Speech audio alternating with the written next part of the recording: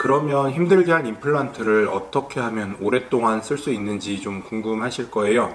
이제 임플란트를 잘 관리하는 방법은 뭐 다른 방법이 있지 않습니다. 내 치아를 잘 관리하는 방법과 임플란트를 잘 관리하는 방법은 같다고 생각을 하시면 돼요. 내 이도 뭐 양치질을 자주 하고 아무리 건강하다고 하더라도 1년에 한두 번 치과 와서 정기검진을 받고 이런 것들이 기본이잖아요. 똑같이 생각하시면 됩니다. 그리고 이제 또 하나 더 중요하다면 임플란트 같은 경우에는 이제 제가 환자분들이 임플란트를 하신 분들이 치아를 좋은 상태에서 임플란트를 하시진 않으시잖아요. 분명 치아가 아프고 안 좋았을 때 오랫동안 고생을 하시다가 식사를 잘 못 하시다가 임플란트를 하시는 분들이 대부분이에요. 근데 이제 특히나 위아래에 임플란트를 같이 위아래에서 같이 씹을 수 있게끔 양쪽을 갖다 임플란트 치료를 하신 분들에게서 제가 발견하는 문제점은 오히려 좀 더 과한 사용을 하신다는 거예요.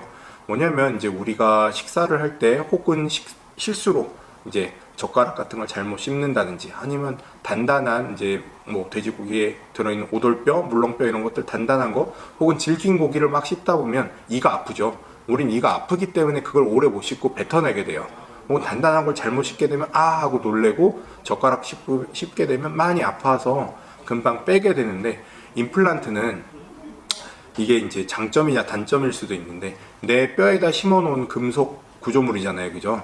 아픈 걸 못 느껴요. 아픈 걸 못 느끼기 때문에 과하게 사용을 합니다. 예. 안 아프니까 오히려 더 세게 더 단단한 걸 막 씹고 이쪽은 임플란트, 이쪽은 자연치아 이렇게 양쪽에 있으신 경우에 오히려 더 단단한 식사를 임플란트로 씹는다고 하시는 환자분들이 계세요.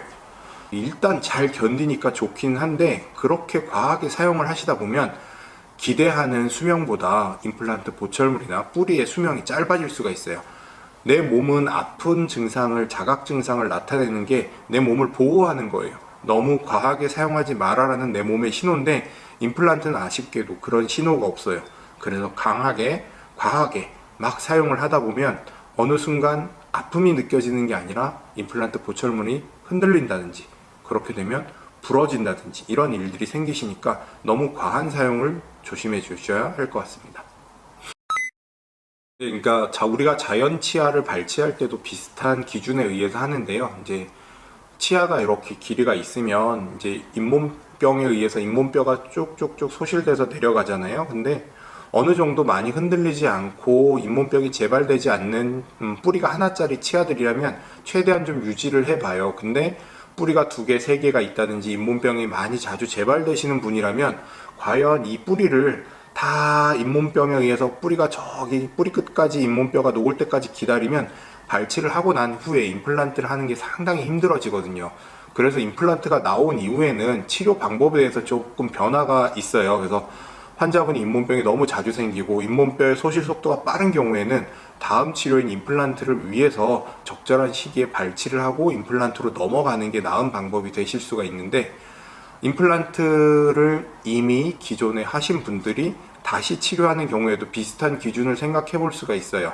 아직 난 임플란트 안 흔들리는데 조금 더 쓰면 안 돼요 하실 수 있는데 조금 더 아까워서 좀 더 1년 6개월 더 쓰시다가 뼈가 너무 많이 소실된 경우엔 아주 심한 경우엔 임플란트를 다시 식립하지 못하실 수도 있어요.